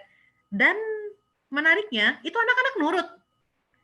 Ayo sekarang kita cuci tangan, oke Bu, gitu kan? Karena pada saat anak TK dan SD itu dikasih peraturan yang spesifik dari gurunya, mereka nurut ternyata. Nggak banyak yang ngomong nak ngapo kau gitu kan? Kan kalau yang dewasa kan begitu dibilang suruh cuci tangan ngapo. Kan kalau aku mati itulah gitu. Untungnya anak-anak kita ini masih lebih anak-anak di sana ya maksudnya masih lebih menurut. Jadi pada saat kita lihat dokumentasinya itu berjalan. Yang jadi masalah adalah berapa banyak sekolah yang bisa melakukan itu. Kita kan sekolah negeri yang satu kelas itu 30-40 orang dan tidak semuanya memiliki fasilitas yang baik gitu kan. Jadi kayak gimana cara kita mau menambah beban guru-guru SD yang sudah segitu beratnya. Menurut aku satu lagi, permulaan tahun ajaran baru itu tidak sama dengan pembukaan sekolah. Kemendikbud belum akan membuka sekolah. Itu informasi sampai sekarang. Jadi untuk ibu-ibu, bapak-bapak yang khawatir anaknya buat mulai masuk sekolah 13 Juni ini, sejauh ini belum ada pengumuman resmi. Kayaknya sih belum bakal mulai. Karena juga ya gitu, pada saat mau membuat protokol itu pada saat kursinya disilang, yang disilang kemarin bakal duduk di mana gitu kan. Dan rasanya kasihan untuk ngelihat guru-guru SD harus megang 2 kelas gitu. Mungkin salah satu new normal adalah apa pelajaran yang bisa kita berikan secara online, tidak usah harus diberikan offline. Mungkin begitu juga buat kuliah kali ya. Kuliah-kuliah yang bisa disampaikan online, tidak perlu dilakukan secara offline. Mungkin nanti regulasi dari universitas bisa ditambah, mungkin online-nya tidak perlu di-attend. Ini ada sekretaris jurusan masing-masing kan di sini. Bapak tolong new normalkan regulasi. Kalau FISIP ada Mas Janu, Mbak.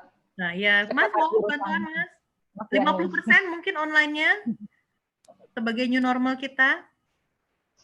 Enggak tenang Pak, kita tidak akan menjadikan anak-anak sebagai kelinci percobaan.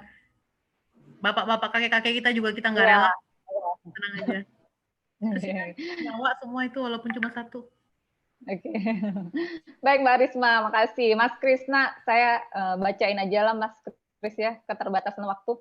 Ini dari Mbak Rahma, tadi juga dibahas sama Mbak Risma, kearifan lokal, komunikasi kekamian dalam sosialisasi adalah kunci. Kemudian dari Mbak Irma, mungkin untuk Mas Kris, komunikasi yang lebih efektif, konsisten terhadap aturan, dan transparansi dalam setiap apapun kondisi dan kebijakan, sehingga masyarakat tercerdaskan dengan kondisi yang dihadapi. Bukan semakin dibuat dilema dan ketakutan yang berlebihan. Untuk itu, tindakan kolaborasi seperti apa yang bisa kita lakukan dalam membantu masyarakat mengatasi dampak dari kondisi ini, sehingga mampu merubah petaka menjadi rahmat dalam rajutan asa. Mas Krisna, boleh dikomentari. Mungkin yang itu nggak perlu dikomentari, tapi saya sangat amat setuju ya.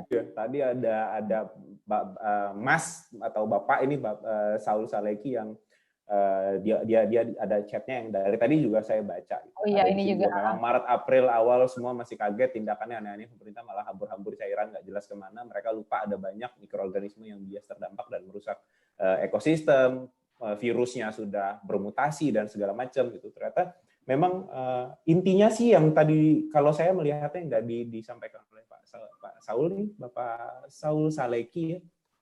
Disiplin, kita tuh butuh disiplin. Makanya dari awal yang saya bilang itu yang patut sangat amat diedukasi ini orang-orang yang ignorance, orang-orang yang cuek, yang kalau keluar itu nggak mau maksain. Saya aja sekarang kalau keluar rumah itu sakingnya tuh istri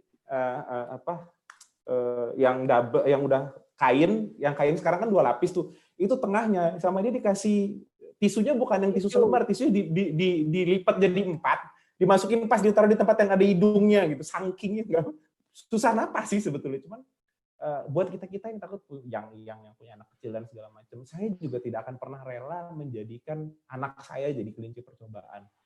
Kemarin juga sempat ngobrol, kebetulan istri pernah jadi pendidik di PAUD dan TK ya dulu. Jadi gimana nerapinnya? Nah, berarti negara juga harus legowo, pengusaha pendidikan juga harus legowo bahwa sekarang nggak bisa lagi dipaksakan guru itu harus megang satu guru jadi 50 orang. Kayaknya terlalu berat satu guru jadi tanpa ada COVID-19 pun sebenarnya itu udah berat loh di SMP SMA itu satu guru 50 orang, satu dosen 60-100 mahasiswa itu luar biasa beratnya gitu. Jadinya memang kalau kemarin ada pertemuan asosiasi penyelenggara ilmu komunikasi, salah satu urgensinya adalah bikin tatanan baru dalam dunia pendidikan, apa istilahnya itu, kita mengacu pada apa kalau dalam pendidikan itu? Bukan SAP, akademik. Kurikulum. Jadi kurikulum barunya nih yang harus dipikirkan. Tadi yang kayak Mbak Risma cerita bahwa kita harus mikirin kurikulum baru terhadap dunia pendidikan, dan ternyata nggak cuma universitas yang tadi dirubah dari 30% online. Ini anak SD, SMP, mungkin TK juga harus kembali kepada marwahnya bahwa TK itu taman kanak-kanak, bukan belajar berhitung atau membaca. Dibikin fun. Jadinya jangan menjadikan anak kita sebagai bahan kelinci percobaan. Ini ada informasi, kalau boleh saya bacain dulu nih Pak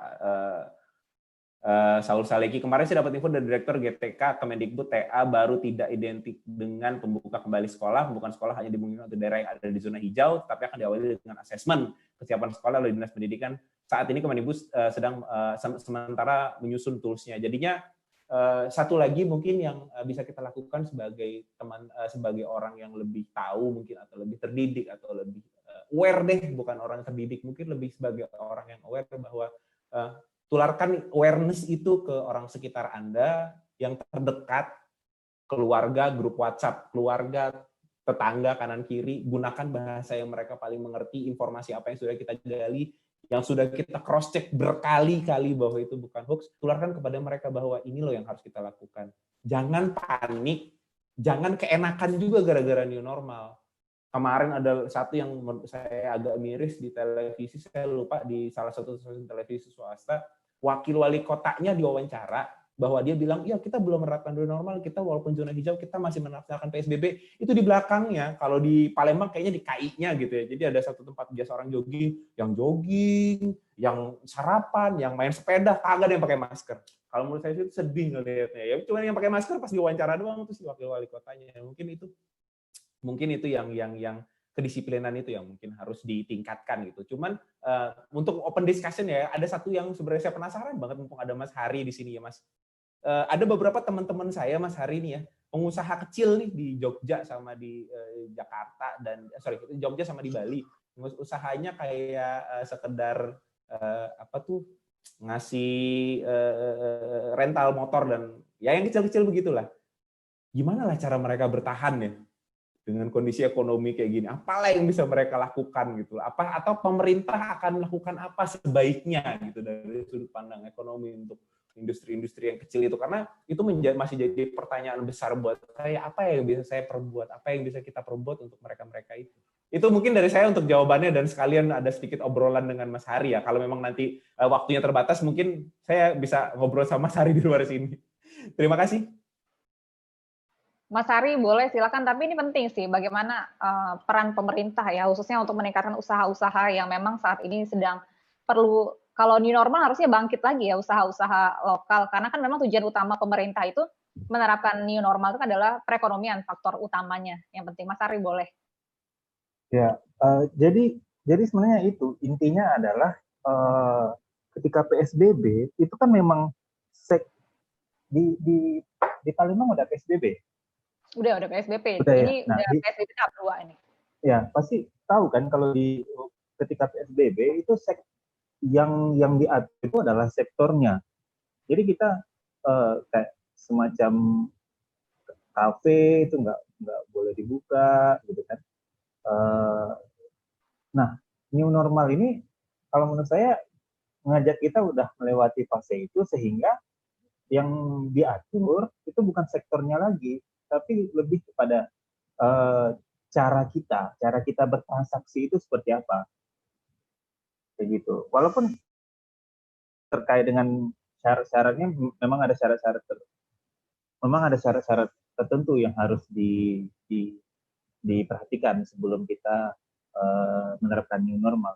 Tapi ya itu memang persis pertanyaan tadi itulah sebenarnya inti dari new normal.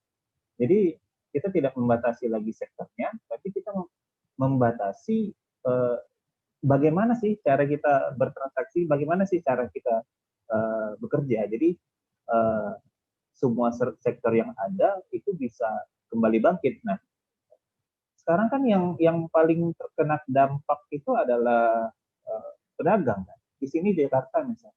Di Jakarta itu yang paling terkena, yang jelas-jelas terkena dampak itu adalah Tanah Abang. Bayangin aja PSBB diberlakukan sebelum Lebaran, gitu, di mana sebelum Lebaran itu adalah waktu-waktu penjualan pedagang di Tanah Abang itu paling tinggi, gitu. Makanya penjualan di e-commerce meningkat kan, karena memang penjualan offline itu nggak bisa. Nah, dengan new normal dan tidak PSBB lagi, saya rasa sektor-sektor yang tadinya terdampak itu kembali menggeliat, gitu. Ya tentu saja nanti kita atur bagaimana caranya agar seseorang bisa berbelanja tapi tetap dengan protokol kesehatan yang sudah dilakukan. Nah, yang kayak gitu yang lebih paham adalah ya ibu dokter lah yang lebih paham. Begitu.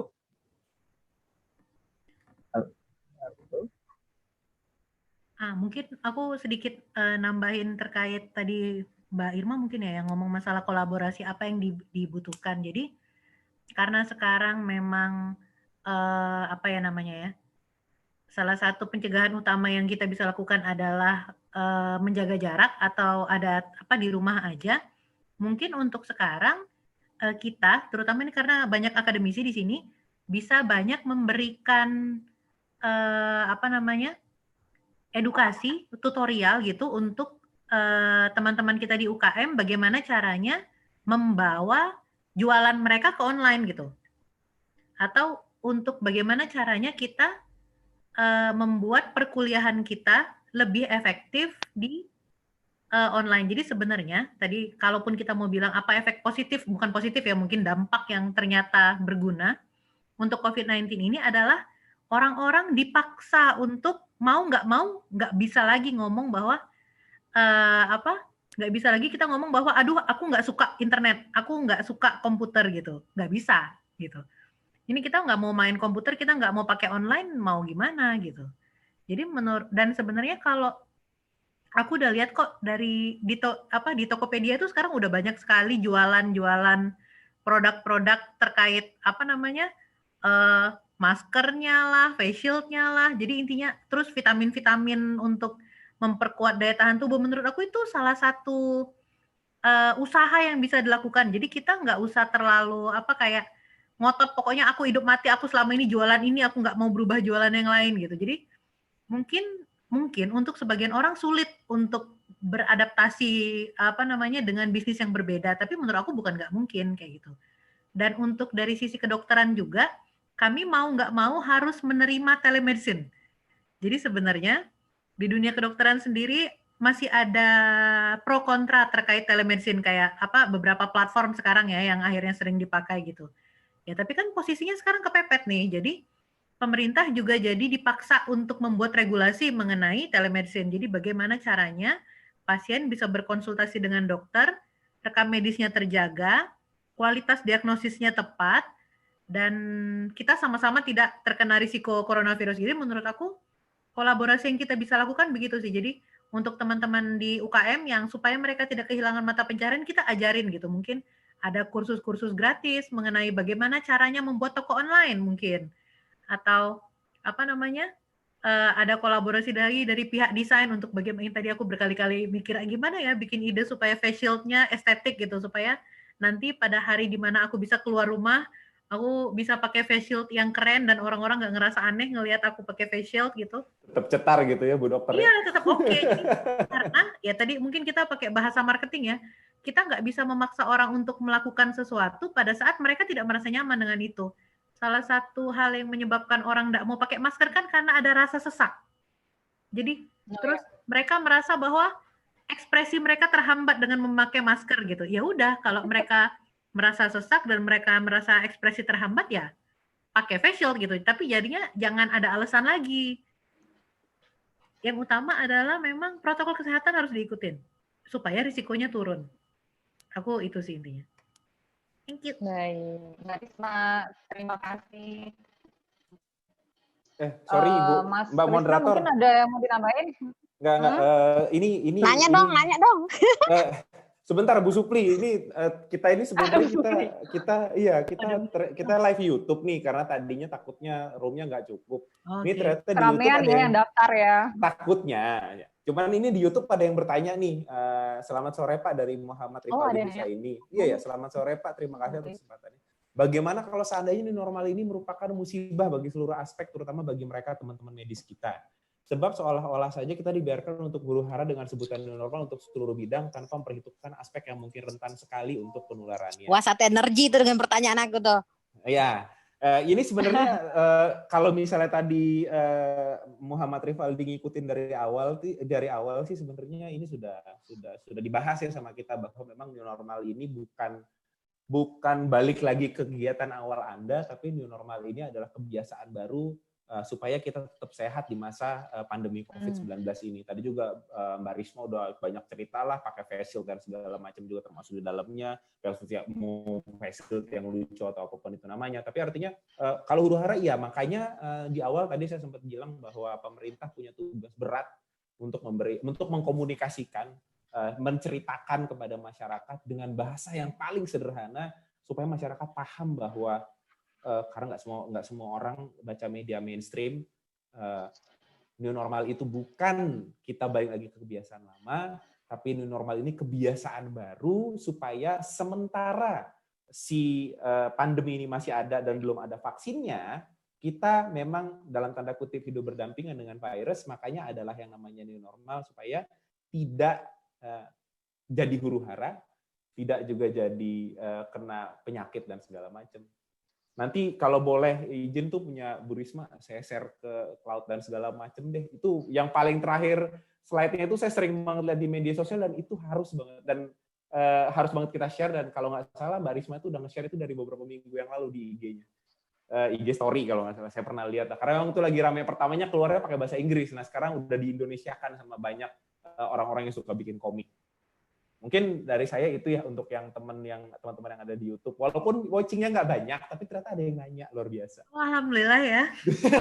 Rame.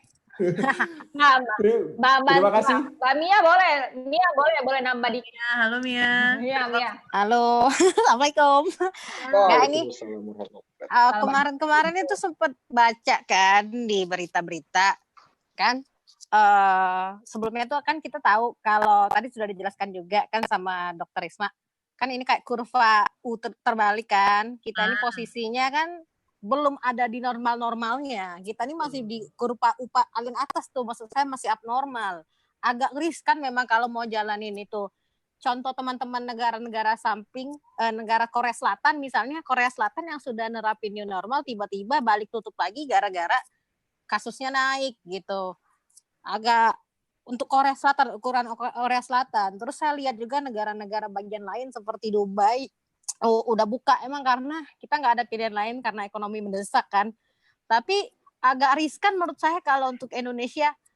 Coba kita lihat aja waktu kasus Lebaran, itu habis Lebaran di Palembang, di Sumsel maksud saya naik kan. Jadi sekarang total per hari ini 1.000 kasus COVID di Sumsel. Jadi agak ngeri kalau mau new normal bagi saya. Ada pilihan lain nggak selain new normal, Bu Dokter ya? Terus kalau di luar negeri kan ada persiapan gitu, saya lihat di Eropa mereka udah buka loh, sudah nerima restoran makannya udah nerima tamu sekitar 25%. Jadi dibatasin banget kursi di dalam restoran. Cuman apa sih namanya, sama kayak kita lah buka mall kali ya, tapi nggak tahu ada makan di tempat nggak. Cuman itu kan ada persiapan dari pemerintahnya buat taman, jadi mereka boleh duduk di taman, tapi dibatasin pakai lingkaran. Kalau Indonesia nih nggak ada arah ke situ gitu. Jadi saya rasa agak berbahaya kalau new normal di Indonesia. Mungkin ada pilihan lain mungkin, Dok. Jadi sebenarnya kan yang bikin kita agak deg-degan ini balik lagi kepatuhan dari masyarakat kan ya. Jadi pada saat aku bikin di PowerPoint tentang beberapa negara yang sudah mulai melakukan relaksasi terkait karantina mereka masing-masing. Yang jadi masalah adalah pada saat mereka karantina pun karantinanya ketat gitu. Jadi pada saat mereka kembali keluar itu terasa perbedaannya. Yang jadi masalah di Indonesia ini adalah tadi seperti kata Mas Krista adalah orang yang nggak peduli tetap nggak peduli dari awal gitu. Jadi bisa jadi pada saat nanti kita keluar, kita di ACC AKB, yaitu yang aku lupa apa singkatannya tadi, itu bisa menjadi lebih ketat untuk yang bandel, tapi menjadi relaksasi untuk yang nurut gitu. Jadi jalan tengah, kalau aku mau berpikir positif ya. Jadi jadi jalan tengah. Jadi mau nggak mau, yang kemarin bandel, itu dipaksa minimal harus pakai masker. Tapi lagi-lagi, sanksinya harus ketat, sanksinya harus jelas gitu. Kalau kita bilang bahwa itu melanggar HAM segala macam, loh kita bisa kok bikin regulasi harus pakai helm, kita bisa bikin regulasi harus pakai safety belt. Kan balik lagi, tujuan helm dan safety belt adalah untuk keamanan pribadi kan. Pada saat ini, memakai masker dan menjaga jarak 1 meter itu sama pentingnya dengan menggunakan helm dan safety belt. Jadi menurut aku tidak masalah apabila sanksinya lebih ketat. Karena kan ini untuk kesehatan sama-sama. Kita tidak bisa bilang kok mati-matilah, tidak pakai masker, matilah kok dewe. Tidak bisa, karena pada saat dia sakit dia bisa menularkan kita. Itu bahayanya dengan penyakit seperti ini. Kita nggak bisa bilang kamu mau sakit sendiri aja gitu. Karena memang ada pengaruh yang saling berkaitan dan mungkin juga regulasinya kita bikin kearifan lokal. Aku tidak tahu, mungkin teman-teman yang lebih pakar ada di sini. Tapi kalau misalnya kita bilang bahwa nggak bisa sama sekali, mungkin nggak. Salah satu hal yang menurut aku dulu paling tidak mungkin tapi kejadian itu adalah kolong Ampera berubah jadi BKB. Jadi kalau aku mau berpikir positif, kalau kolong Ampera bisa berubah jadi BKB, nggak ada yang nggak bisa sebenarnya di dunia ini. Mungkin kita pendekatannya aja mungkin yang bisa dibikin lebih pas dan supaya orang Sumsel, terutama orang Palembang nurut gitu. Kalau ditanya apakah ada alternatif selain kembali keluar lagi, aku belum tahu. Mohon maaf sebelumnya Mia, aku nggak punya jawaban buat yang itu. Karena sebenarnya nggak punya jawaban itu, ini pandemi baru kali ya. Ini pertama kali di seluruh dunia, karena ini baru makanya. Life must go on, man. Yes. Sama-sama kita harus belajar. Mas Hari bilang tadi, life must go on, ekonomi harus tetap jalan, orang tuh harus tetap jalan, harus jalan. Karena kalau ekonomi nggak jalan, kita jadi nggak sehat kan dompetnya gitu. Makanya Mas Hari bilang salah satunya adalah. Iya Indonesia, tapi kita lihat aja sekarang malah fokus ke tempat yang lain. Yang UGM mau buat webinar jadi masalah, TNI sibuk itu mau memberhentikan polisi, dinamikanya mau memberhentikan presiden. Jadi kayaknya lebih fokus ke situ, terus ada persiapan mau caleg, kayak gila negara ini maksudnya. Dinamikanya di kala pandemik nih ya. Oke, kita harus closing ini rekan-rekan semua. Sayang sekali waktu kita sudah habis, kayak gitu sih ya, waktu kita sudah habis. Udah mau maghrib, bahkan yang di timur tadi udah mulai pamit karena mereka sudah maghrib. Terima kasih untuk semua narasumber, Mas Hari, Fajri, terima kasih Mas. Jangan lupa absennya. Oh iya, jangan lupa absennya. Oh, giliran Cak ini baru datang dia, oh ya. Terima kasih Mbak Risma, Mas Kris, terima kasih. Rekan-rekan semua mohon absennya. Ngobrol dengan yang profesinya berbeda. Mari kita kita buat lagi. Ya, untuk rekan-rekan semua. Oh iya Kak Ani ya. Untuk e-sertifikatnya mohon untuk ngisi absennya rekan-rekan semua biar bisa terdata oleh panitia. Saya mau menutup dialog ini dengan Pantun. Pantun. Kagak. Biasanya pantun nih kalau nada. Pantun banget ya. Iya, ngapa udah buat pantun ya? Nggak.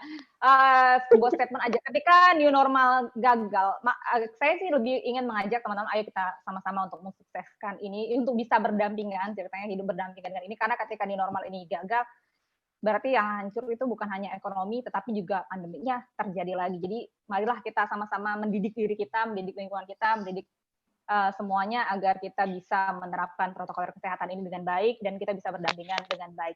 Ini adalah kasus kita bersama.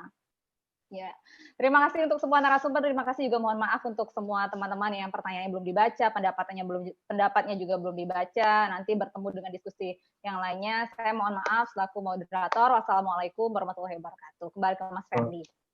Waalaikumsalam warahmatullahi wabarakatuh. Terima kasih banyak ya. Terima kasih buat bicara Mas Hari yang masih di kantor mungkin di Jakarta. Mbak Risma lagi di rumah kayaknya ya. Ya, selalu di rumah aku.